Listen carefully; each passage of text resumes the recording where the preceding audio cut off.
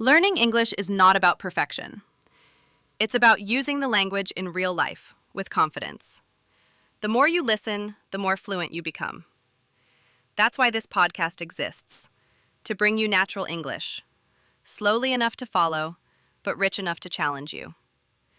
Subscribe now and make English part of your daily life.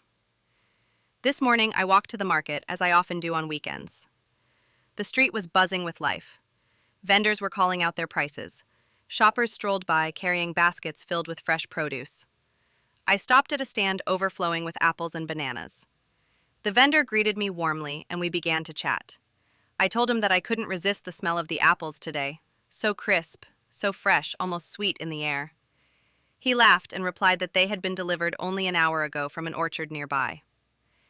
As I placed a few apples and bananas into my basket, I noticed the bakery just ahead. The scent of warm bread and croissants drifted through the air, and instantly, I was reminded of my childhood. Back then, my grandmother would take me to the market every Saturday morning. She would always buy a baguette, fresh and golden, and we would share it on the way home.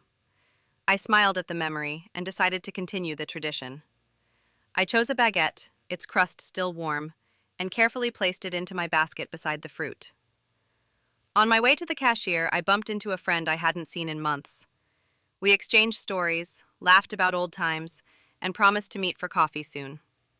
Finally, at the cashier, my food was scanned one by one.